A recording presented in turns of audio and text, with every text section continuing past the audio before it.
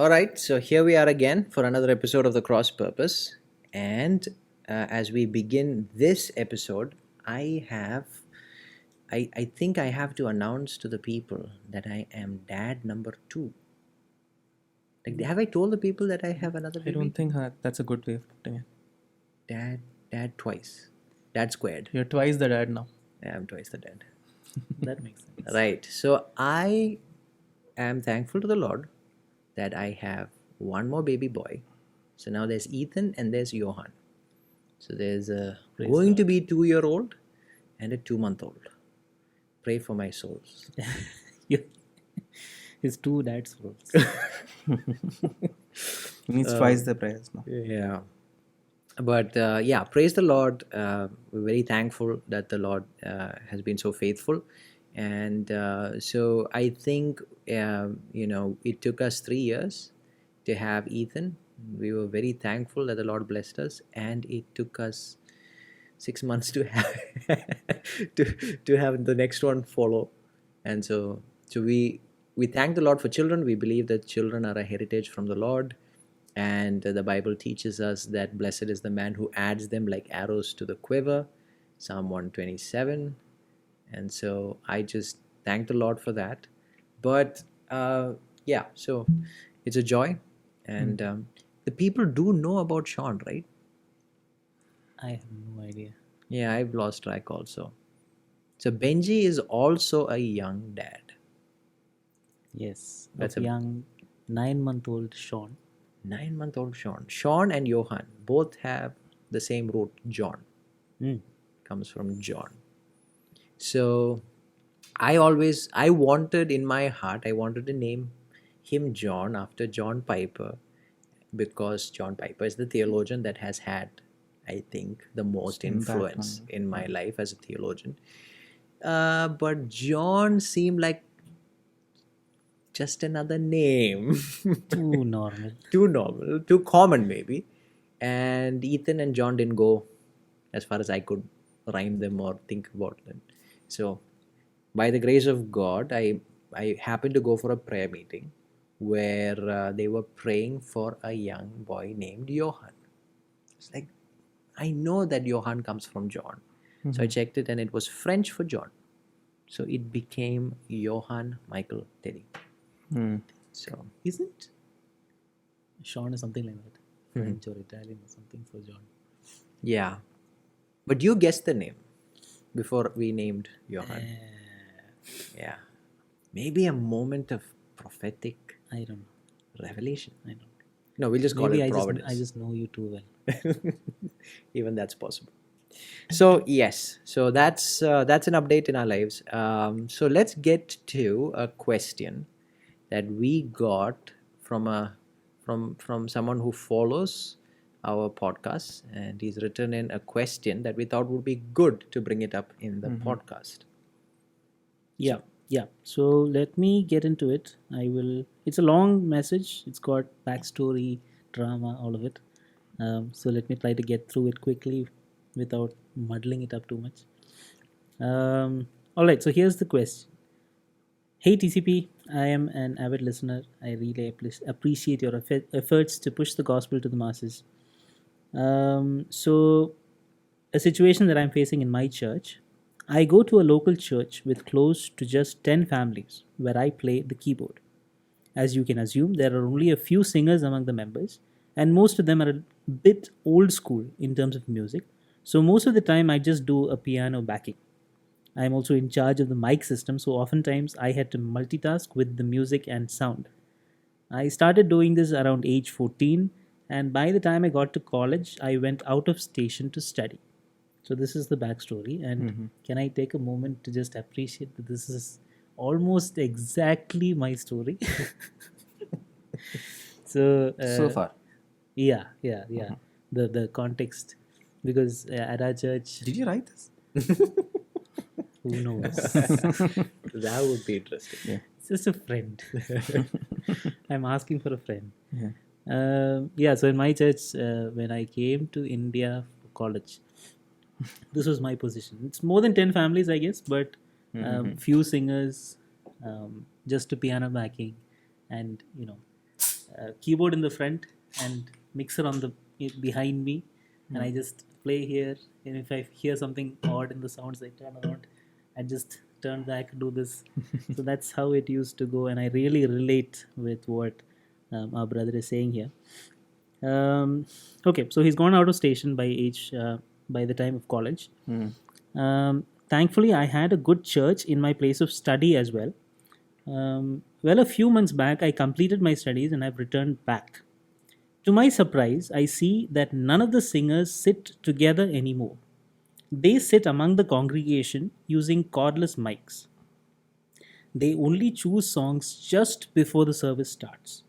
There is no sort of preparation whatsoever, and nobody seems to have a problem with it. So now it's just everyone facing one direction, and I just wait for them to start a song with no form of communication while still controlling the mic system. I had mentioned about the struggle I had with multitasking and would love to have some of the new youth come forward to handle the mic system. But rather than volunteering, they implied since I already do it, I should continue doing it. They are all gifted with a talent and to be able to glorify God using it. But as a musician, I feel like this is just wrong. I really don't know how to approach them about this because they are all significantly older than me and often ignore my opinions and hence feel like I am stunting my growth as a musician as well. The services just don't feel the same to me. Am I wrong for thinking like this? So that's the story. He returns from college and finds the whole system has changed. In fact, there's no system anymore. I wonder who was handling all of this while he was gone. Maybe that was what led to this. Probably the lack of somebody there that led to this. But I think key point that he's mentioning is that he's mentioned it and two things. He feels that they are significantly older and he's unable to approach. And when he does approach, they don't listen, I guess. Also, the youth doesn't seem to. Yeah. Okay. So I mean that's another thing that I really sort of relate with. But yeah. but some things change. It depends on who is in the situation. But yeah, let's get into it. Yeah. All right. I like it because it's a pastoral question. Yeah. So Also, the preface would be, we don't have a say in what happens in another local church. per exactly. se. This is exactly So- what I was going to say. So I think No, with- so let's reset the question. His question is, it doesn't feel the same to me. Am I in the wrong for thinking like this? So Yeah. that's Yeah. where his heart is, I guess. Yeah. So Just that before voicing opinions about a congregation, just thought to put it out there. This is not coming and saying, change it and everything. We don't have any. right. I think with the issue with pastoral questions like this is we need details because details matter a lot and conversations will help. So I would start just by saying that if you would like for us to get on a call with you and just talk and get some details to be able to maybe talk through what we think about it, it might get into more details. So you can just reply on that email with your phone number, whatever it is, and then we could probably reach out to you and we can have more conversation. But as a pastor, a few things come to mind immediately as I hear the question. And number one is the local church and the choir of the local church is not a platform to improve as a musician. That's not the goal of that platform at all. It might be the inevitable effect of being part of that, but it's not. Everything about the activity of the local church, especially when you congregate, is to care for the interests of others above yourself. It is to edify the church, not to edify the self. So if you go to the gifts of the Holy Spirit, Paul says, if you have the gift of tongues and not the gift of interpretation, I would rather you be silent because you're edifying yourself. It doesn't help anybody. You need to be thinking about edifying others. So Paul's even saying restrict self-edification for the sake of edifying the church. So you don't want to have those categories going in thinking, here's a missed opportunity. If they did it the other way, I could have grown as a musician. As a musician, I want to grow. That's not the place for it. Yeah. You want to grow as a musician, you should ideally join a music institute or a training or a band and do it outside of that sphere. Another presupposition, that would be not presupposition. This would be something. Imagine my pastor is not preaching the gospel from the pulpit. This would be least of my problems. This will not be where I start. This is not a problem at all at that Right. point, right? So this is something that you deal with once the basics have been sorted. So I Right. wouldn't even put this under the basic problems of a church. Right. So this comes after that. Yeah. Yeah. But for all we know, the church could be preaching the gospel. So yeah, faithfully, because I think in his question he says when he went to college Hmm. that he was thankful to God that he was able to find A good church in my place of study As as well. well. as Okay. well. Mhm. So he's I think assuming or clarifying that the church is part of doing he, exegeting the yeah, he mail believes together. is healthy. So yeah, so that's one thing. The other thing is I think change in a local church, in any community, takes time. It takes Especially if it has been there for a long time. long time, and especially if you have got older people, Mm. because the older you get, the less you want to change things up. It's just a fact of life, and it's not something that's bad. So as you grow older, you've lived life longer, and you have probably established certain practices as being the best way to do it. And often a difficult thing to be able to change things. So when you want to change things in a church, in any congregation, number one, I think you should be slow. You shouldn't be fast. And number two, you should, like you were saying, you should really ask the question, is it worth that shift? Is it worth putting all that effort into that particular area? Is that where the church needs a shift? Or are there other areas where the church could use a lot of help? You want to those kind of things you can only understand through conversations and speaking to pastors. Now, as I'm talking, getting more points. Sorry, I'm keeping on talking.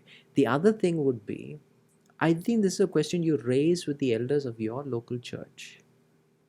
And if the elders of your local church are dismissive of you, the question should be, why are they dismissive? Are they in the wrong for being dismissive?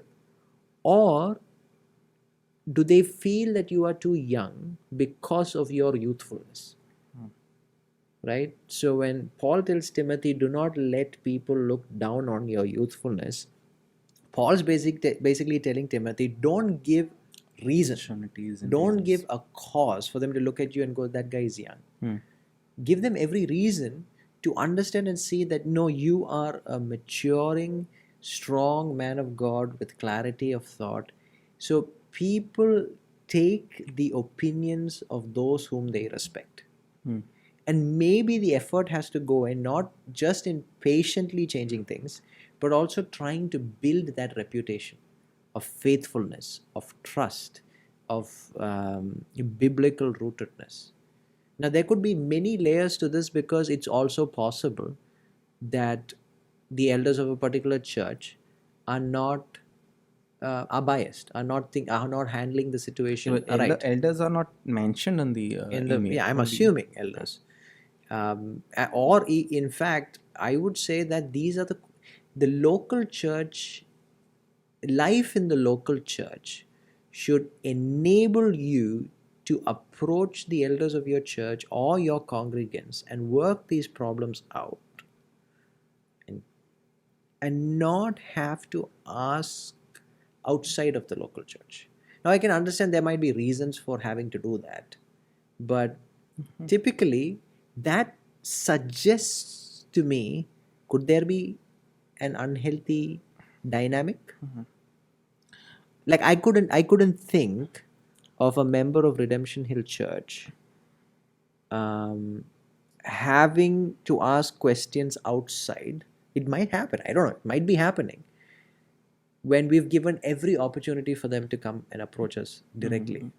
No, I can get behind the idea that you want to know the reasons why you're going and clarify that well enough before approaching the elders or something like that. You're Yeah. giving the benefit of the doubt. Right? True, but I'm just saying that you want the elders of the church to have that speaking into your life Yeah, at got that it. level. Yeah, yeah. You want your mentoring. So I need to approach my church regarding this. How do I do it? I need help. The first person you turn to should be the elders of your church, or the first people you turn to should be your congregation. So if I had a question, Or that parents. All then parents. or then parents or family, like if I had a question that needed answering, I mean, I'm not going to call our dear brothers up in the north. I'm not going to call Mario, and I'm not going to call Boboy, and I'm not going to call these guys. I love them, but I'm going to call you guys. Why? Because you're my church, and that's the first layer of asking. So I don't know if he's asked those questions, because when he's talking about having had discussions with them, he's probably gone through several channels. He's not getting a response that is due, and so then he's coming and asking for our input into it. So, So the only thing I will go ahead.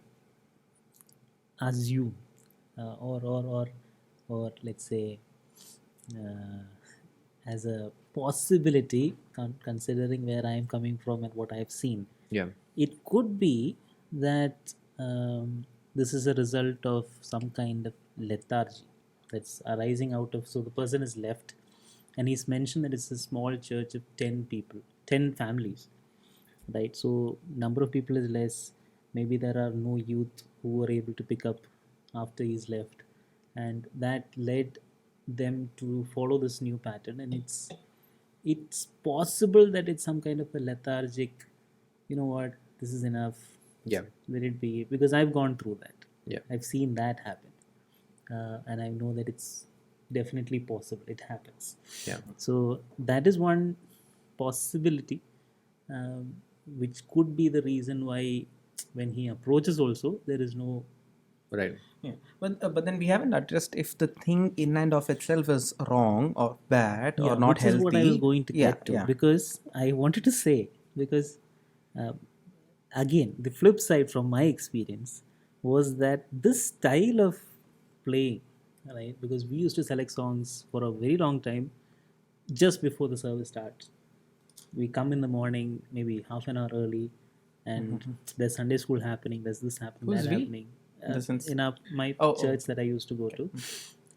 So we used to have these things happening all together, and a few of us are there who can select songs, so we'll sit in the choir area and just quickly pick 4-5 songs that are, because the only reason we do that much is because we need to go and put the numbers on the board so that the congregation can see it. Yeah. So we select the songs ahead, and for me personally, I think that this was one of the reasons that I became so quick at figuring out the scale of a song, like on the spot, as someone they start singing within, like, it used to be a competition for me with myself to figure out how quickly can I get that Scale. chord, that scale, and Yeah. just go along with the song.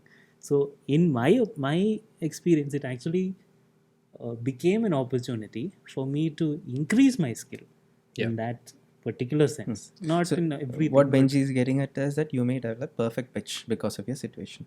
you can't develop perfect pitch, but yeah, Debatable I don't know. for another podcast episode. But yeah, so again, but then people sitting together versus people sitting in the congregation, and also the spontaneity. Two things to address, right? People sitting together. I do not know the historical, how the church history bears witness to this. If people used to be together, at least in Luther's time, we know the Gregorian chants and all those things, people were together. There were choirs and everything. So we have a historical case of people staying You're together, basically saying congregational singing. which is Are you saying congregational singing? congregational singing can be the congregation singing, but I'm specifically he's saying talking that about they people, the singers being together. Yeah. Right now, So I'm thinking, I'm wondering if the thought is to not have like a separate group of singers. very local But- churches. Yeah. To approach. put them in mid. Yeah. So what we don't know is if, like, this is what we would help think through if we were Theological face to reason face for it, and yeah. we were able to ask the questions. But what we don't know is if that was a theological stand. Yeah. Right. Right? That's what I was saying. It may be just a reaction. Right. Theological stand. Good? Bad? Hmm. Yeah.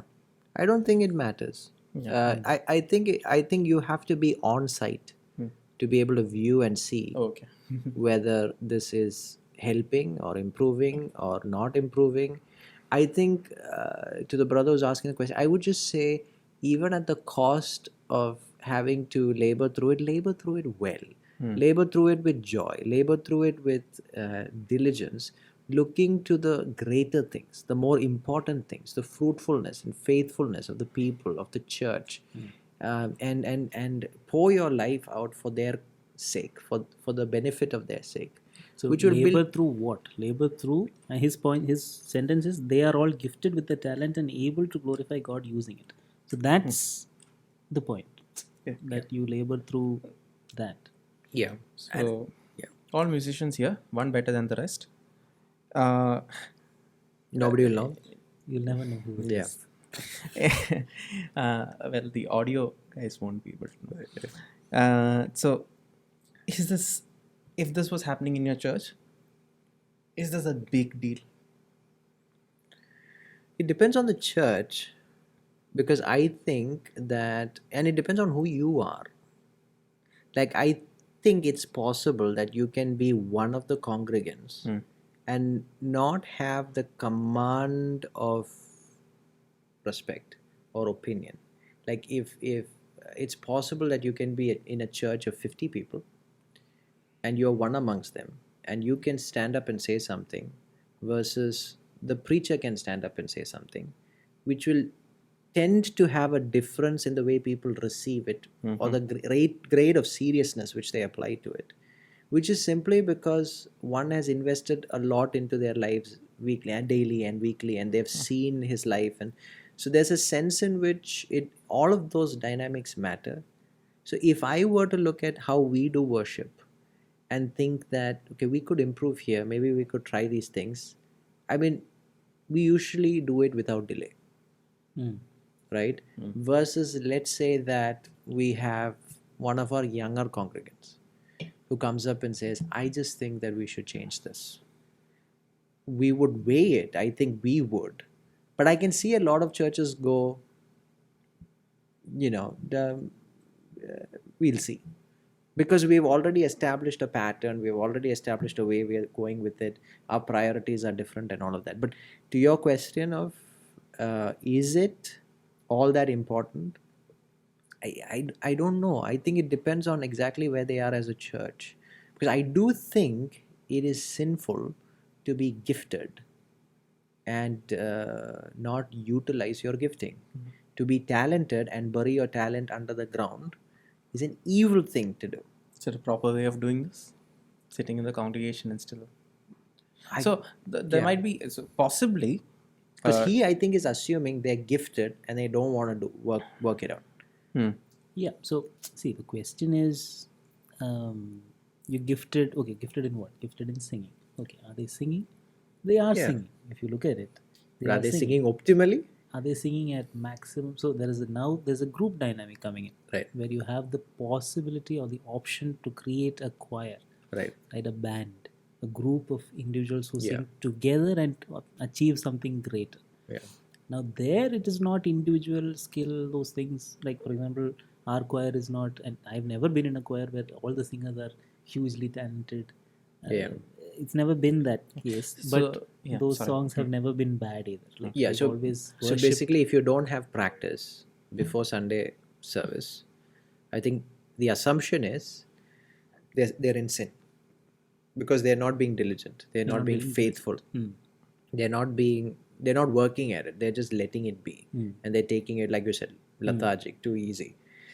I don't think you can arrive at that conclusion of whether they are actively in sin without actually being on the ground and seeing what those dynamics are again. I don't think we can make that conclusion. But like what you're saying, I can definitely see this as not being a big deal. Yeah. Not being the hill to die on. There's plenty of other things that probably needs to be dealt with. Yeah. So Yeah, if a church thinks that theologically it is superior because of spontaneity or because it does not put people in the front, then I think there are other underlying issues as well. The same grid of theology would be applied throughout the scripture, and Yeah. so yeah. Yeah. So in any way I look at it, all I see is a symptom more than a. Like that example of, I forgot who it was, the person who selects the bad singers to sing so that Yeah. Yeah. Yeah. Mm. Yeah. Yeah. I don't want to name them, but I yeah. was just Yeah. about to say the name, but Yeah. all right. yeah, so like things like that where Yeah. you take it to an extreme and you say that it's not good to do nice Yeah, yeah. things. It's not good to be It's skilled. yeah. It's bad theology, but it's not an order of corrupted theology that is of immense importance. Yeah. Like It's a reaction. it's a reaction. It has secondary effects and implications, but it does not take away from the gospel. Yeah. It does not add to the gospel, does not corrupt the gospel. So I think those things, those grids, you have to think about when you look at your local church. Are they faithfully preaching the gospel? Are they faithfully discipling the people? Are the people being built up spiritually? Are they being counseled? Are there problems being dealt with? Like, if these things are faithfully happening, it might be happening in a broken way in terms of how it is set up, how the liturgy of the service looks like. They might not be a whole lot intentional about some of these external, outward sides of it, but inwardly they're very faithful. They're doing all of these things. Then you're looking at something that's far less important at that point. And you always, with young men, I always feel you need to build uh, trustworthiness. You need to build faithfulness, because the Bible does say that you don't make a new convert a pastor, an elder of your church. You don't. The Bible talks about being careful of. Do not be quick to lay on of hands on the young men. I think that language is used because young men are young. There is a growth that is needed and that is necessary. So I just feel young men should be patient. They should build that trustworthiness. That's the long road, and the long road is far better than getting changes made. And I think, So there's something that's important to me personally, and when that is affected, there is a burst of passion yeah, in the attack against that. That's the passion of the youth, yeah, Yeah. which yeah, man, actually I really relate and I really feel. I think I do, with my assumptions of what might be happening there. I feel uh, a sympathy to the situation that he is in, where a sort of helplessness, a lot of elderly people not being heard, and he's very young, Yeah. just out of college, right? And I get that, Yeah, I can yeah. see it, and my encouragement is really just like you said, patience, and just turning that to an opportunity to do other things, Yeah. to be better at what you can be better at, and to work slowly, diligently, and in other things also, not just this. So if there is like an intense desire to become more skilled, then there are so many other avenues to Yeah, yeah, work at that. And if you have no avenues, reach out to us. We'll give you some yeah, options. yeah, absolutely. So Give me I'm some interns. yeah. So I'm very thankful again We're for running out of time. yeah for people writing in questions, and we want to hear more questions. So if you want to write to us, you can write to us at theexpurpose@gmail.com. We'd love to hear your questions, your suggestions, your feedback. And you can follow our podcast on all the major podcast channels and on YouTube. You can check out our website at thecrosspurpose.com. So we pray that you are blessed and equipped through these just these random sessions that we have. We go through different topics, and always our attempt is to take the gospel, have a conversation, and put a camera to it so that our fellowship becomes available to people out there who are blessed by it. So God bless you all, and this is TCP signing out.